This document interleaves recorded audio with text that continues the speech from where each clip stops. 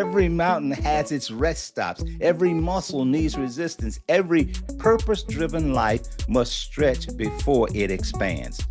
So if you feel stretched, weary, or in between levels, don't run from it. Embrace it because there's meaning in that middle ground.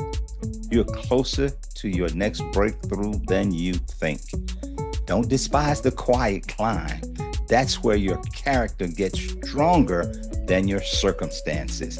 Welcome to the Shattered Mindset Podcast, wisdom from life's turning points and defining moments.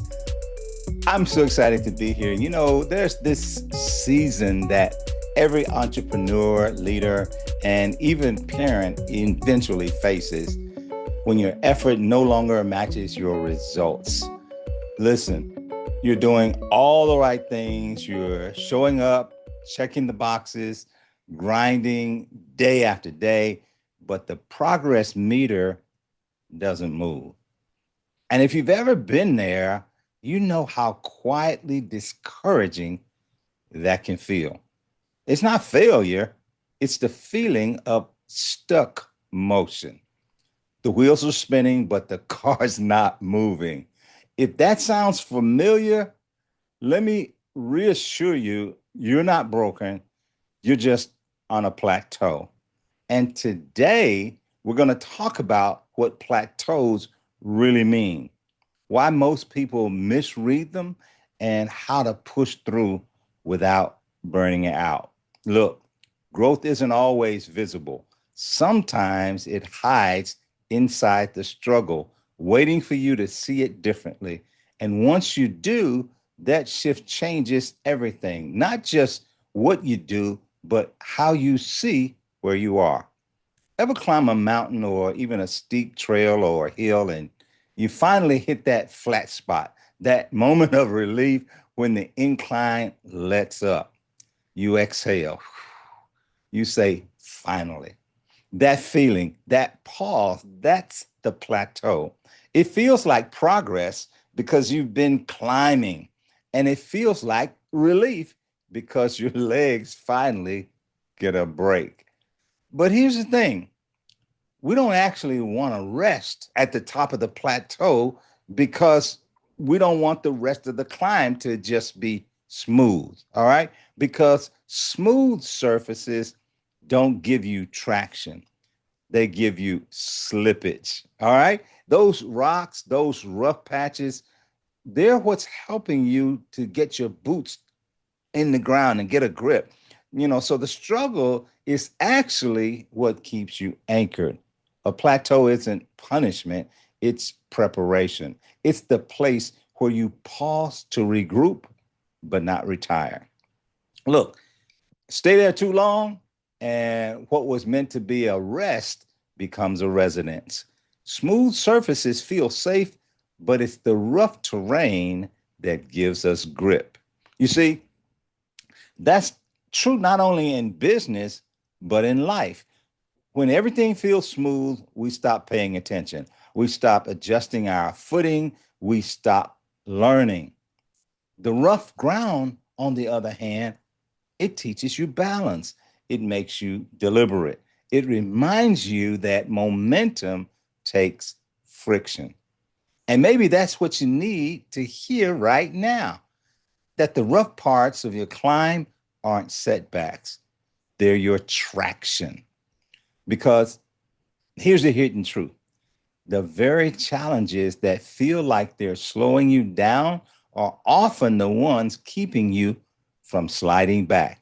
Without that resistance, we drift. Sometimes, or what looks like not moving, is actually the moment you're gaining the stability to go higher. Look, when I launched the Shattered Mindset podcast, those first episodes were exciting. Energy was high, momentum strong, and it felt like the climb was all uphill in the best way. Then came the quiet season. The views slowed down. YouTube said no to monetization twice.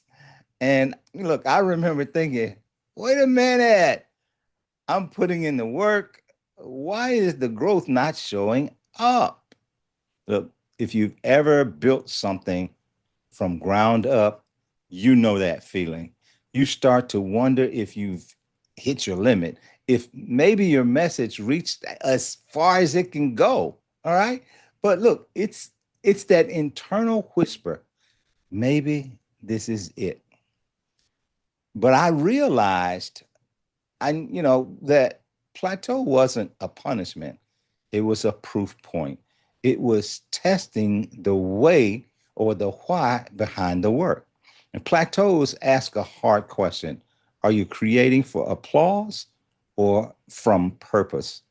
Because if your reason for showing up is tied to results, you'll fade the moment the numbers don't line up. But when your reason is purpose, you stay consistent even in the silence. That quiet season forced me to look inward, to refine my message, to tighten my systems, and to trust that consistency compounds even when no one's clapping. When progress slows, purpose must get louder. And here's what's wild.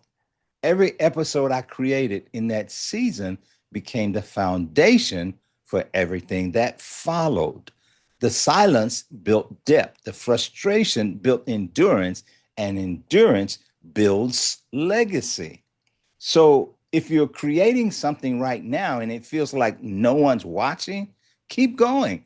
You might just be in the soil stage where growth happens underground before it shows above the surface. We talk a lot about being stretched, but think about a rubber band for a second. All right. Its entire purpose is to be stretched.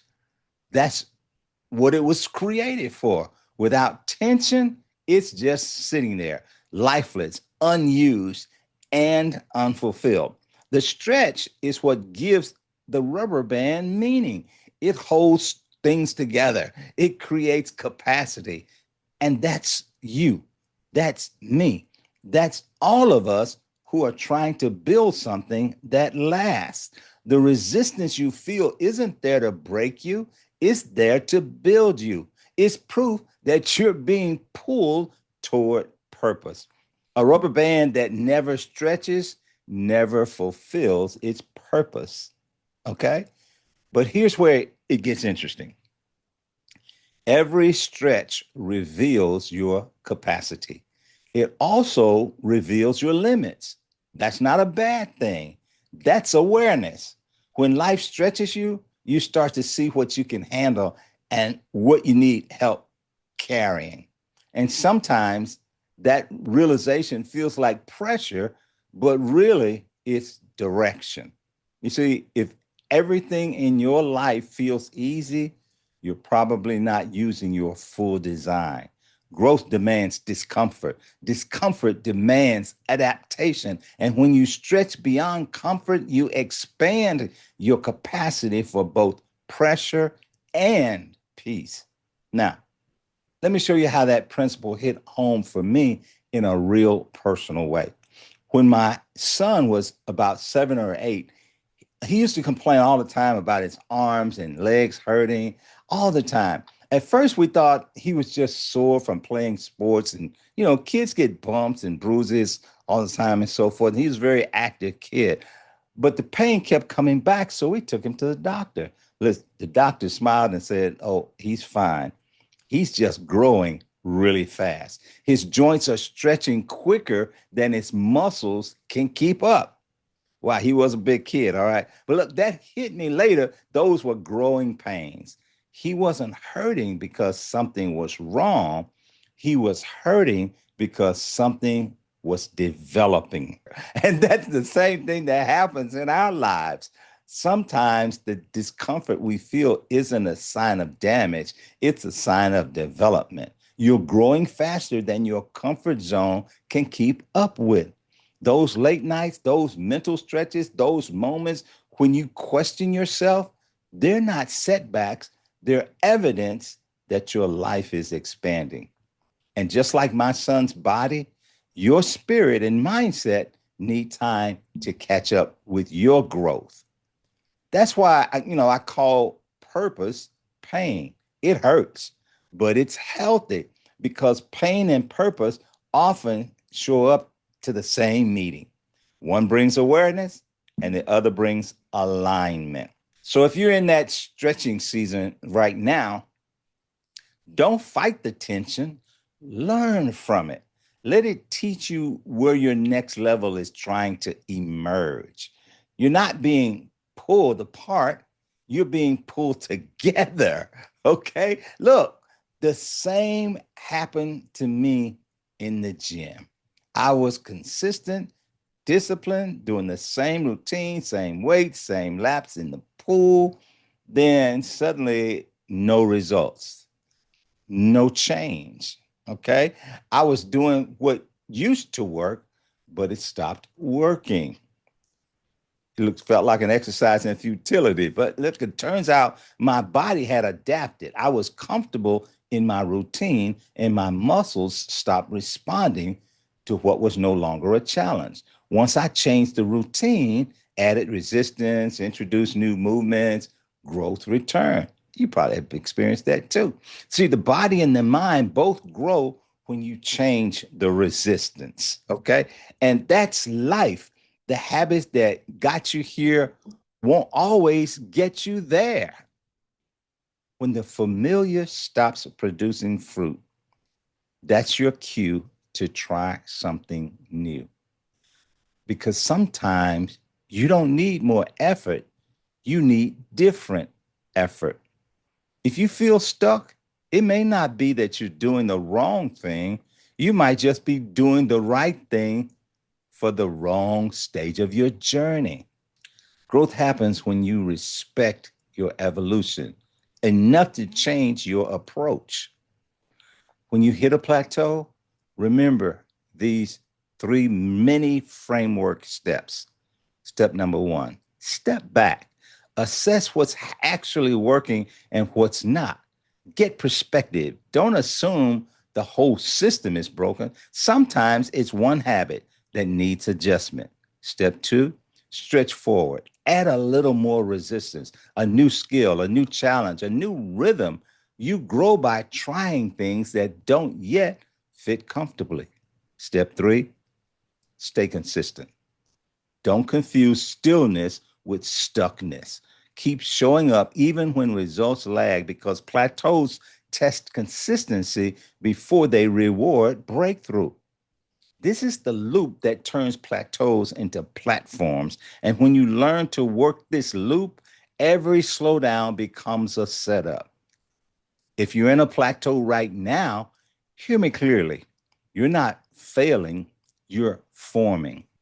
The flat ground you're on, it's not the finish line, it's the launch pad. Every mountain has its rest stops. Every muscle needs resistance. Every purpose driven life must stretch before it expands. So if you feel stretched, weary, or in between levels, don't run from it, embrace it because there's meaning in that middle ground. You're closer to your next breakthrough than you think. Don't despise the quiet climb.